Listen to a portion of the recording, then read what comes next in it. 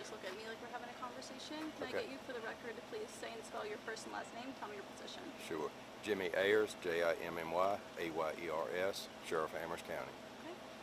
So yeah, talk to me a little bit about where we are right now, and we can't see what's going on down at the property, but first of all, whose property is this, and what's happening right now today? It is the Wigington property. It's the property where Elsie Wigington was last known to live and last seen was at this property, and we executed a search warrant today to look for any particular evidence or anything that may contribute to the fact of where she may be or what happened to her. We're both doing the about 1.58 acre property. Outside we've got 5 cadaver dogs from PDM, Department of Emergency Management. Here, of course, the heat today is pretty tough on the dogs. We've got provisions in place to try to keep them cool and do what we can for the handlers working the property. Then we've got State Police Forensic team. They're actually doing forensic analysis of the structures on the property. So it's kind of a twofold event we've got going on here today. We'll probably be here for several more hours doing what we need to do. It's just part of the investigation that we're doing, trying to figure out what happened to or where Elsie Wigington may be. If anyone lives on this street, are people allowed to come down and pass through this at time? Or Yes, folks that live okay. down below this property, we're letting them, or anyone that may have a purpose to be down here, such as repair folks or folks like that. Yes, we don't have the road blocked. We're just trying to restrict it to folks that are just passing by. So in order to get a search warrant, you obviously had evidence that's leading you to this property. What can you talk to me about that evidence? if any? Really, evidence I can't. We've just over the last month and a half, 2 months since this situation was brought to our attention. Obviously, it occurred over a year ago now.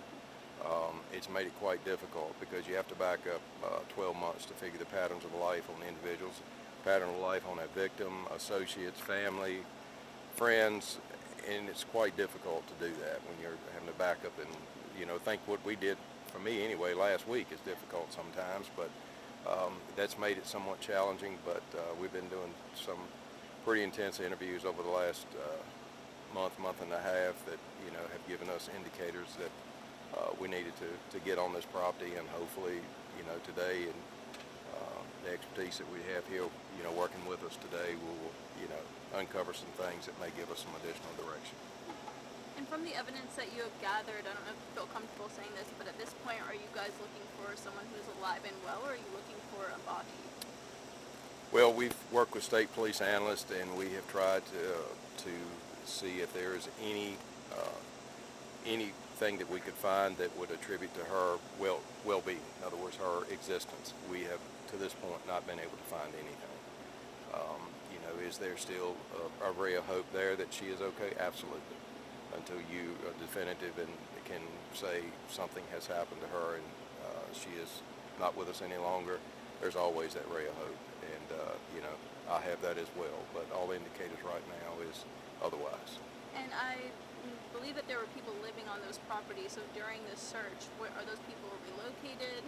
They're not there. Right now? No one is there. No one has been there today. Okay. Is anyone in custody? No. Okay. So you're just continuing to search? That is still a very continuing investigation.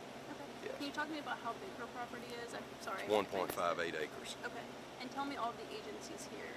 You got state police, you got Amherst County Sheriff's Office, you've got Amherst County Department of Public Safety, you've got K-9 handlers from 3 different organizations who all work under the umbrella of the Virginia Department of Emergency Management. We've got several retiree folks with us here today that have volunteered to help us with this case.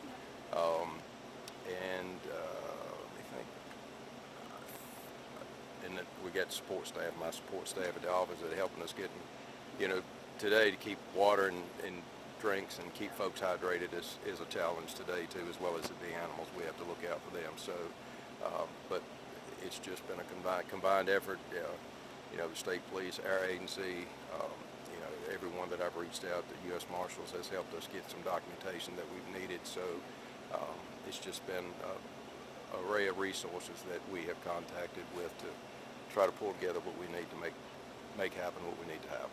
Amazing. And just one last thing, if you can you just talk about the sheriff's office determination to solve this case, because a year had gone by before this was really looked at. A year is a lot of time to kind of like you said, backtrack on. So talk to me a little bit about if you had to say anything to the family or the community about your determination for this case. My determination for this case, I live in this county. I've been here for 61 years. My children live here. My community that I've worked for my entire life is here everywhere, and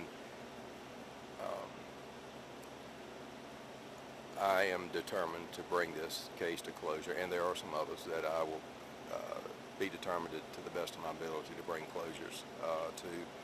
And I've tried to reiterate to family members in this particular case that I will do, and we are doing as much as we can to bring the closure to this as quickly as possible. But I've never been one to halfway do anything, and I want to make sure when we do bring closure, it's done right. Thank you so much. Yes, ma'am. Thank you for what you do as well. Of course, thank you. I appreciate it. And I'm Thanks sorry for that taking my calls. Yep, I'm sorry the weather is as it is today.